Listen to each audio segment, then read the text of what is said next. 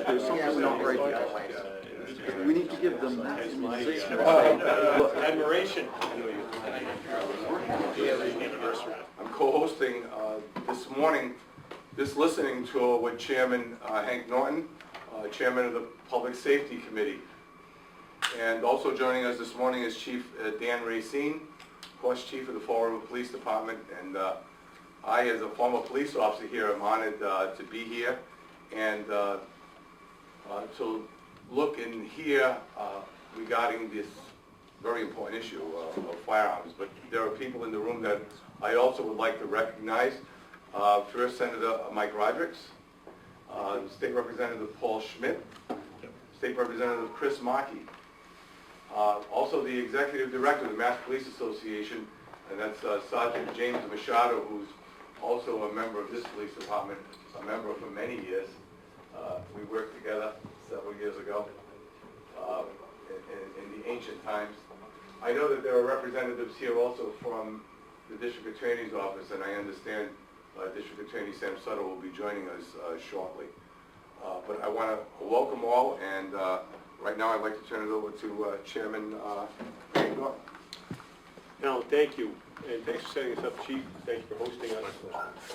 Jim, thanks for the suggestion. You have a great facility here and a department with a tremendous reputation, not only throughout the Commonwealth, but actually beyond the Commonwealth, and I'll touch on that in a moment. Alan, thanks for putting this together as well, and your contribution as a former police officer to the Public Safety Committee this term has meant a great deal. My colleagues, legislative colleagues that are here, thank you for coming and showing your support and for all that you do for your communities down here. Coming from the hills of central Massachusetts, it's nice to get out and see the wonderful territory down here in Fall River. This past weekend, in the end of last week, I was out in Colorado at a Homeland Security Forum and ran into the people that run the ShotSpotter program. And it was just coincidental. I didn't know they were going to be at it. And we sat down and they told me all about their program, but much more so than that, they told me about how effective it's been and how progressive, with a small p, the city of Fall River has been under the leadership of Chief Racine, Mayor Flanagan, District Attorney Sutter, and my colleagues in the legislature in implementing that program. And they, whoever they were talking to at this conference, which has had about 300 individuals, all of whom were experts, and I don't necessarily include myself in that group, in national security and homeland security, including former National Homeland Security Secretary Chertoff and people of his stature there. They were talking about how important Fall River has been in the development of that program and how effective they've been in the use of the program. So Chief, to you and your department, congratulations.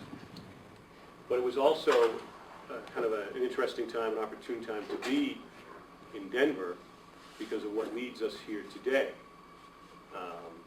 This weekend was the first anniversary of the shootings at the theater in Aurora, Colorado.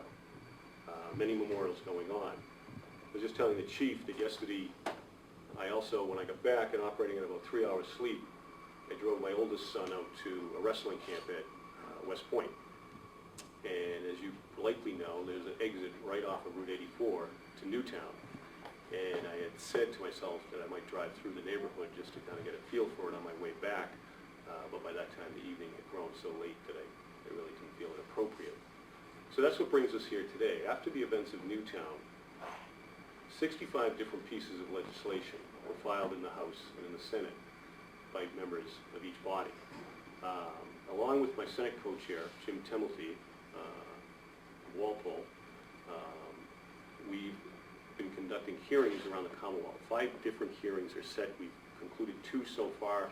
The next one will be in Springfield at American International College a week from Friday on August 2nd. This, in my 19 years in the House, is the biggest subject matter piece of legislation outside of the annual state budget that I've ever had to deal with. And our goal, through both the hearings with meetings of literally over 100 different constituency and stakeholder groups around the Commonwealth, which I'll describe in a little more detail, is to boil this legislation down into a comprehensive piece of public safety legislation that will provide for school safety, address issues of the criminally mentally ill, issues of licensing and background checks.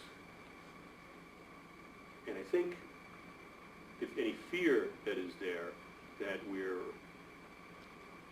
going to impose any further on the concerns of those who are protective of Second Amendment rights can be put aside pretty quickly, because in my view we've got pretty solid laws as far as licensing is concerned here in the Commonwealth as it is as far as firearm possession. I don't see us moving in any direction that would impose any more restrictions on actual firearm possession or any changes in the number of, for example, of rounds in a magazine. Now that being said, those proposals have been made, and any member, any lawfully elected member of the legislature can have his bill heard and can argue those points on the floor of the House. I don't see anything like that necessarily coming out of this committee, but I haven't made any judgments yet. To accomplish this feat, in addition to the 5 hearings, we've been conducting many, and I've lost count at this point, forums such as this around the Commonwealth to talk to every stakeholder group that is possible who wants a seat at the table. And at the end of the day, my goal is that of the 6 million people in the Commonwealth, not one of them will be able to say that if they wanted to have a say, wanted to have impact upon this debate, that they weren't able to. So far, it's been pretty deliberate, pretty thoughtful, pretty respectful by and large. A couple of little incidents here and there, but by and large, it's been very respectful of all sides. There's been a couple of poignant moments as we've gone along. And when I say stakeholders, I mean everyone from the sportsmen's groups to the shooters, to those that defend the Second Amendment, to inner city residents who've been dramatically affected by gun violence, to the employees at Smith & Wesson out in Western Massachusetts, which is one of the biggest employers in that part of the Commonwealth. They doubled their employment over the last 8 years, and they're concerned that any legislation could have effect on their livelihood. We've talked to law enforcement, we've talked to district attorneys. We will be bringing the judges into this because there have been questions raised about the effectiveness of these existing statutes and the so-called Bartley-Fox law. And there's a lot of urban myths around that out there, which I've tried to dispel as we've gone forward. But 2 poignant things that have come out, and then I'll be quiet because my goal here is to listen to the people in this room, be the law enforcement, district attorneys, members of the public.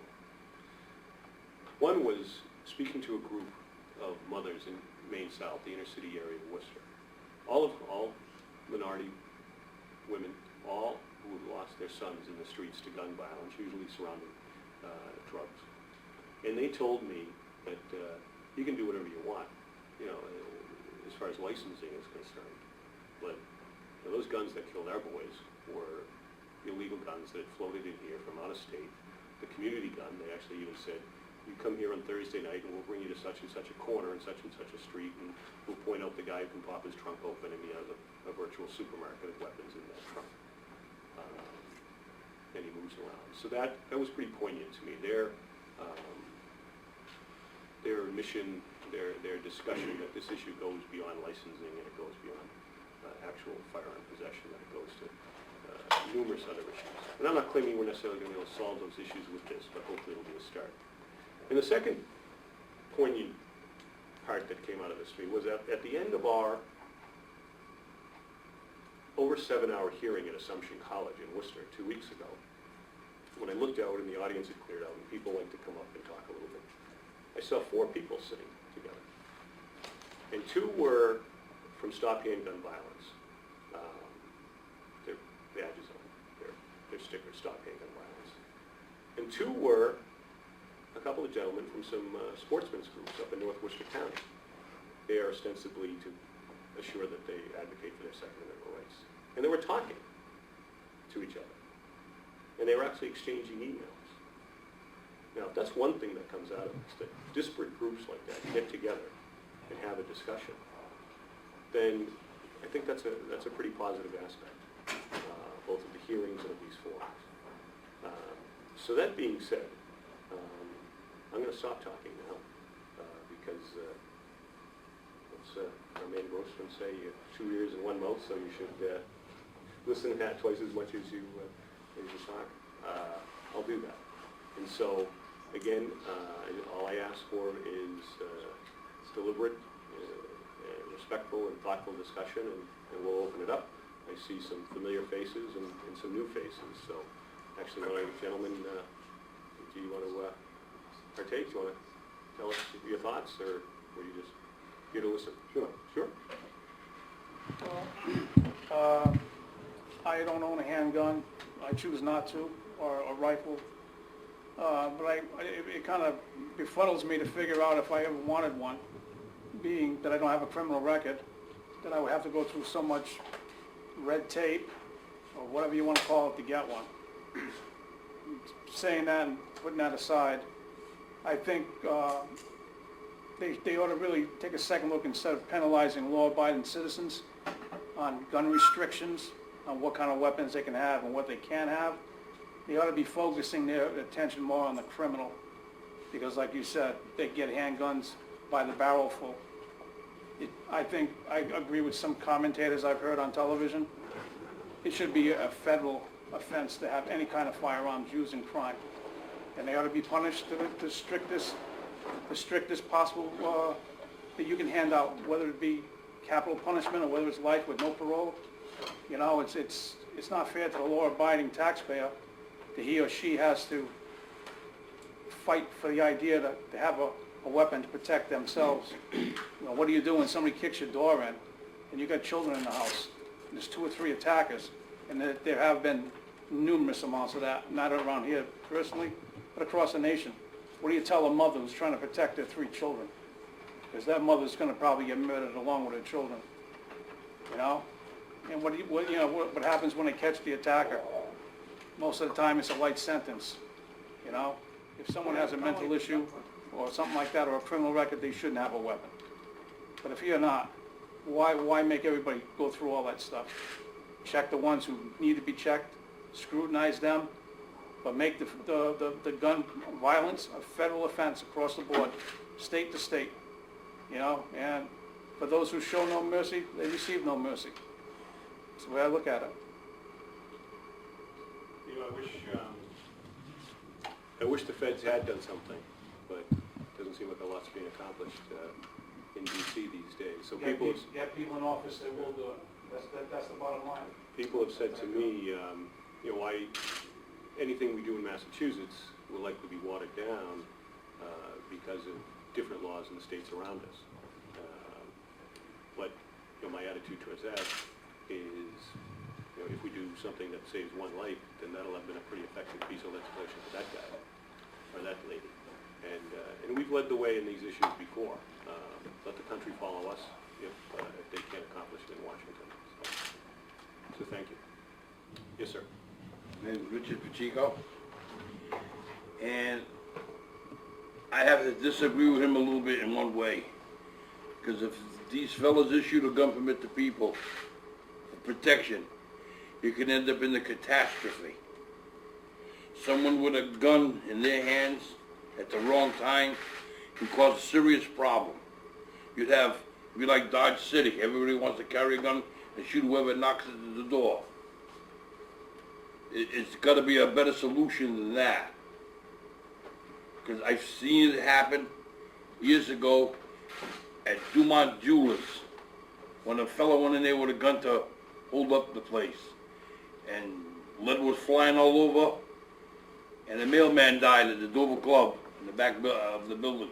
The bullet went right through the wall. You remember that?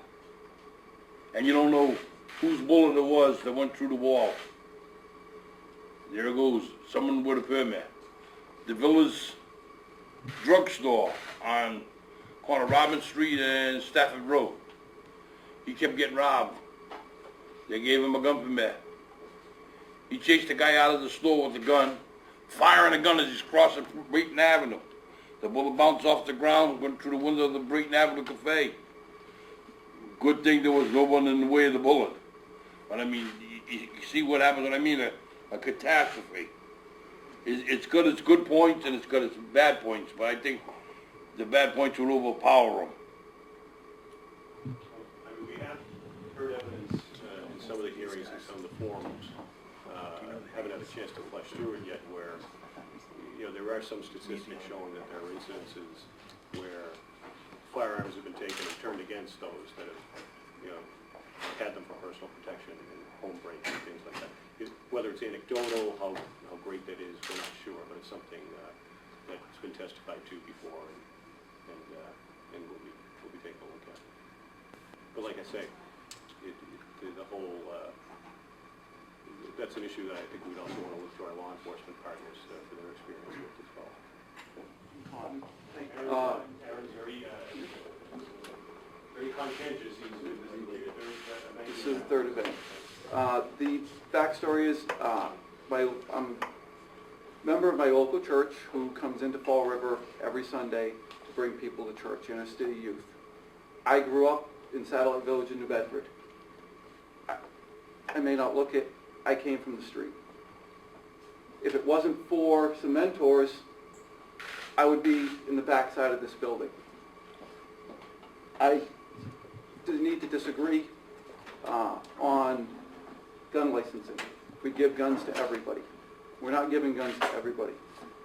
Police chief here can say they do a very thorough background check. They do a good job. The backside of that is, from 1983 to now, just about every state in the country has gone to shall issue licensing. It's not Dodge City. In the 80s, I was a teenager. I heard all the blood that was going to flow in Florida when they went to the shall issue, which they were one of the first. Nothing happened. They revoke around 100 to 150 licenses a year. Why? 90% of those licenses are because the person went into a prohibited zone accidentally. A gun-free zone. We hear about all of the media sensationalized shootings, and they are horrific. Any child, any person that dies through any type of violence, be it gun or anything, is one too many. Yet, on average, there are 35 mass murder victims per year. Already this year, we've had almost that number, 33 children die in cars because their loving parents forgot them there. There are about 8,000 murders by guns in this country each year. 31,000 people die in cars. We're not looking to take cars away from legal, courteous drivers. We need to look who is doing this and what can we do to stop it. And there's two places we need to look.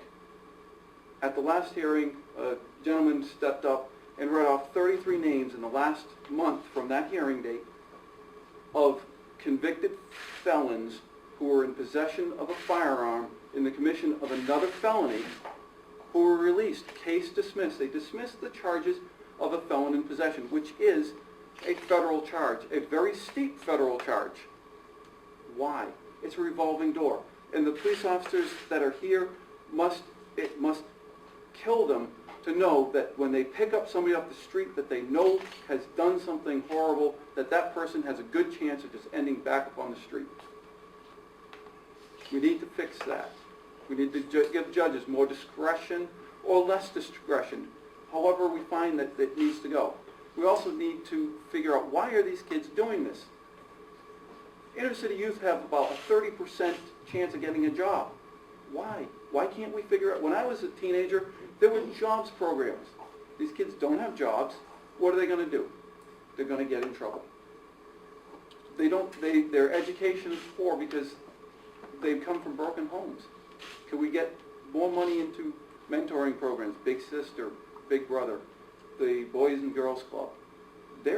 We need to solve not the symptom, which is the violence, but the problem, which is people who don't have the hope of the American dream.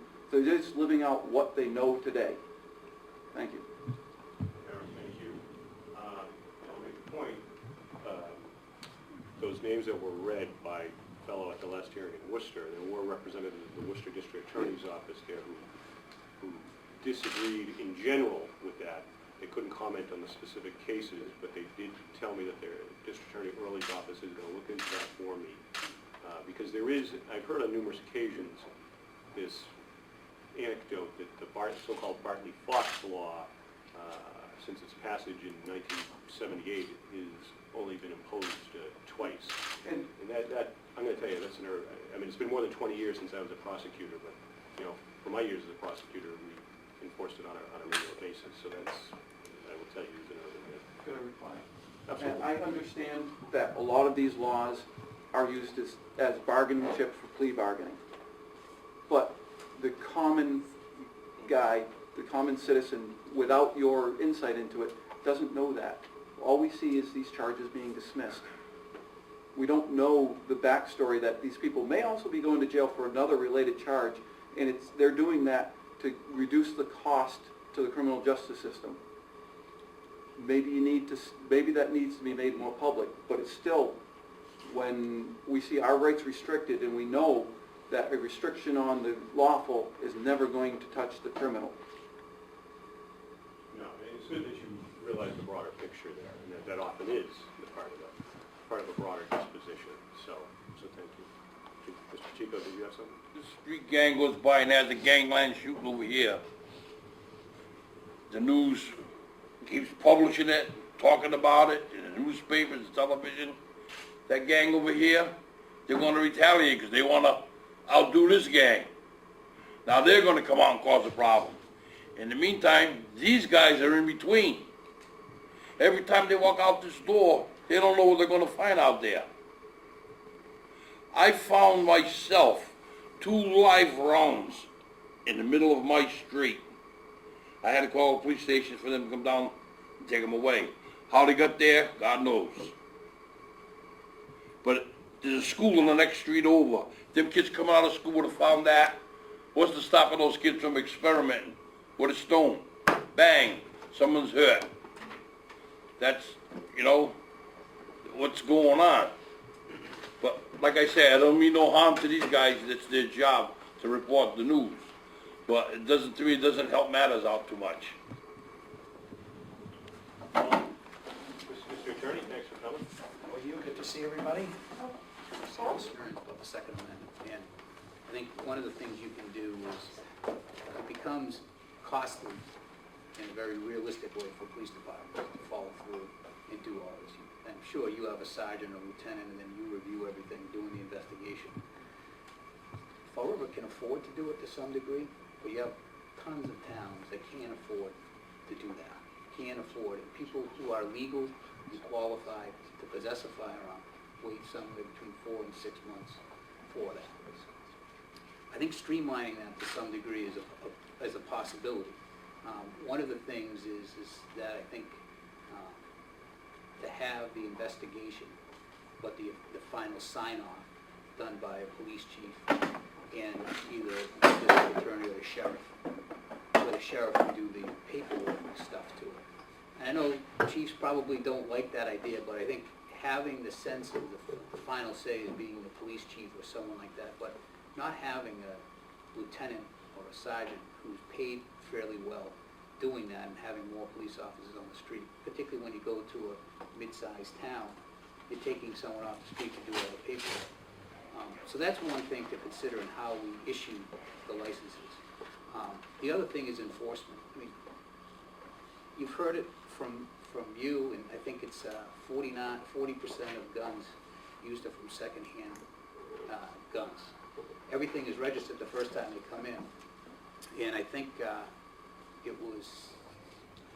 were 119 guns used in crimes that came from New Hampshire in 2001. There was 69 from Maine. One of the things I know we've talked about it, Chairman, is the state police, or the governor's gotten rid of the governor's auto task force, and he's gotten rid of the diversion program for drugs. I think setting a task force of state police who aren't assigned to the Attorney General's office, but one representative from the state police who's assigned to each district attorney who actually handles the murder cases and knows what the hell is going on. to a task force where they go up to New Hampshire and Maine, take license plates, do real intelligence, and figure out who the girlfriends are who are buying the guns, find out that stuff before they come back to Massachusetts. Because essentially it is that these guns are legally purchased and then illegally possessed down here. And we can make this as tight as you want, we can make a million different laws. But if New Hampshire and Maine and Vermont all have laws that say you can just walk in, buy them secondhand from anybody, it's useless laws. So as far as enforcement goes, I think the idea is that you need to have the people who know what's going on with street level crime. And I think the only people who know what's going on with that are the people who deal with it on a daily basis. I think the district attorney's office is in a much better position than some special unit assigned to the attorney general's office. They're the ones who respond to homicides, they're the ones who do that, and the state police can work together as groups and do that. Obviously, funding is an issue, but I think it's something that's realistic and makes a ton of sense. And finally, the third aspect of it, we talked about enforcement and talked about protecting the rights of those individuals, trying to speed up and streamline the process. The other one is obviously the mental health issue. There needs to be a waiver of confidentiality for rights by individuals who possess guns, so that the police have the ability to find out about mental health issues. That is an important part of any legislation you do. Self-reporting of commitments really is not a great safety mechanism to keep people who are mentally ill from reporting. But I think having the streamline effect of finding a mechanism in which ultimately the police chiefs have the final say, but not having very experienced police officers doing it and not doing it in a very resourceful way. Then also looking at significant enforcement through a task force where it is assigned to focus on out-of-state trafficking of guns. And then finally, the mental health issue. I think those are what we need to do. And again, I think everybody agrees that you may not agree with all of what the particulars are, but I think that's a reasonable, well-balanced approach to any type of legislation that you have. Well thought out, Chris. We ask you a question, and this is probably not the final form for it, maybe not even should be the first form.